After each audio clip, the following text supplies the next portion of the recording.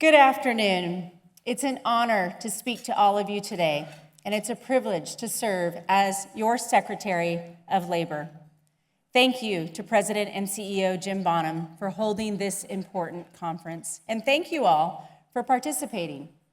The work you do to empower our labor force is vital. I want you to know that the Trump administration recognizes the real transformative power of employee stock ownership plans. And we are here to undo the culture of harassment, which stunted the growth of your industry for too long. By guiding the American worker into prosperity, you help build a brighter future for our nation. For more than 4 decades, the ESOP Association has been an incredible resource for those who are growing their wealth and their retirement nest eggs. You've been a valued partner for navigating the complicated world of employee ownership plans.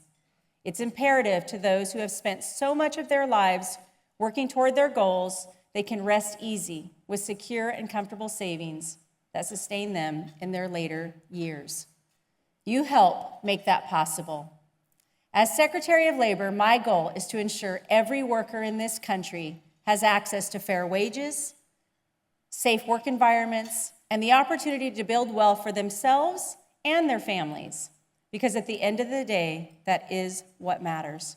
Our loved ones are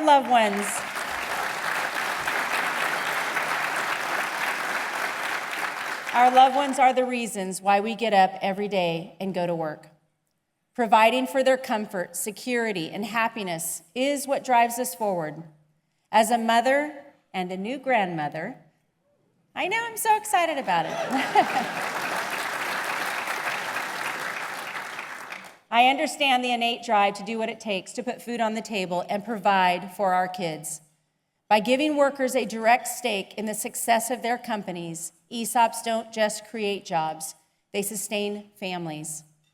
They give parents peace of mind and autonomy, knowing that their hard work will be meaningful and rewarded.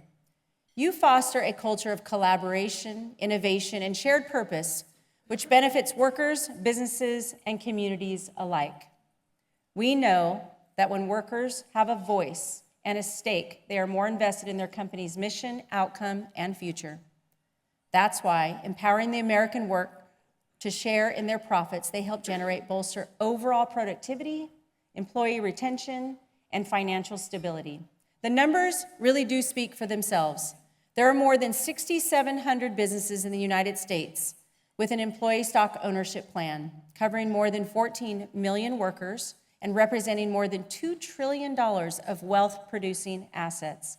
ESOPs also distribute upwards of $175 billion to each owners each year. The ESOP Association drives this progress. You make employee ownership attainable. You educate businesses and employees alike, and you safeguard family legacies. The Department of Labor is with you in this mission. This administration recognizes that the American worker is the backbone of our nation.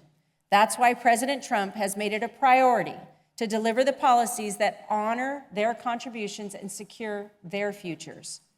Under his leadership, the Department of Labor is working to scale back harmful regulations, slash bureaucratic red tape, and protect the integrity of wealth-building tools like ESOPs. The Labor Department is conducting a comprehensive evaluation of EBSA enforcement priorities as we also take a fresh look at rulemaking. We do value your comments throughout this process, and we look forward to having EBSA's Assistant Secretary confirmed by the Senate in just a few weeks.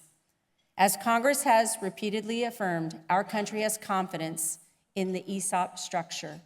When I served in Congress, I met with ESOP companies and vocally supported their expansion. I sent a letter to then Acting Secretary Julie Su, urging DOL to respect the longstanding bipartisan commitment to promote employee ownership and the adoption of ESOPs rather than discouraging them.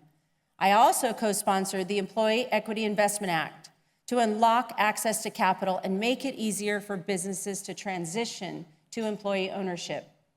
At Labor, just like when I was in Congress, I will continue to display that confidence in you. I understand how poor regulation and misguided agency agendas can directly impact business success. So it is my mission to support you, not regulate you into oblivion. When this association is free to grow and thrive, our country will benefit.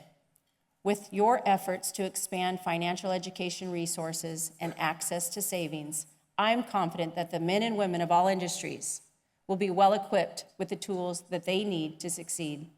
I'm also confident that with President Trump at the helm, we'll continue to see historic economic growth, low unemployment, and rising wages. There's already been a remarkable turnaround, which has directly benefited American workers and made it easier for them to accumulate wealth. When President Trump took office, we faced rising inflation, stagnant wages, burdensome regulations, and jobs lost to overseas competitors. He acted decisively to reverse those trends.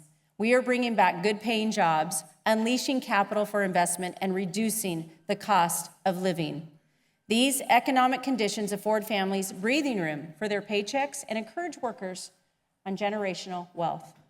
But to truly get the most out of your paychecks, we know that transparency and accountability with your tax dollars is crucial.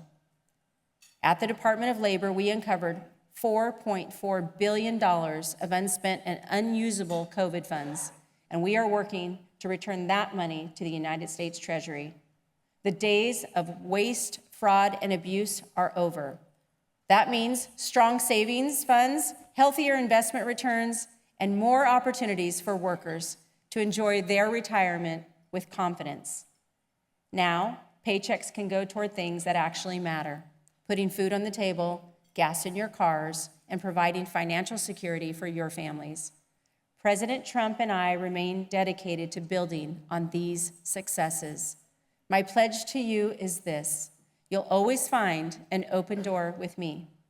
I'm here to listen, to be your voice, and to stand by you. Together, we will make sure that ESOPs are supported and thriving, and we will put the American worker first. But before I close, I want to you can clap. I saw you. Thanks. Before I close, I want to take a moment to thank you once again for your tireless work. You navigate the complexities of policy, markets, and workforce needs to deliver for businesses and communities. Your dedication is greatly appreciated. Let's keep collaborating to make sure every worker has a chance to own, to prosper, and to shape their future. And I do want to give a shout out if you're in the house, if Bob's Red Mill is in the house from Oregon.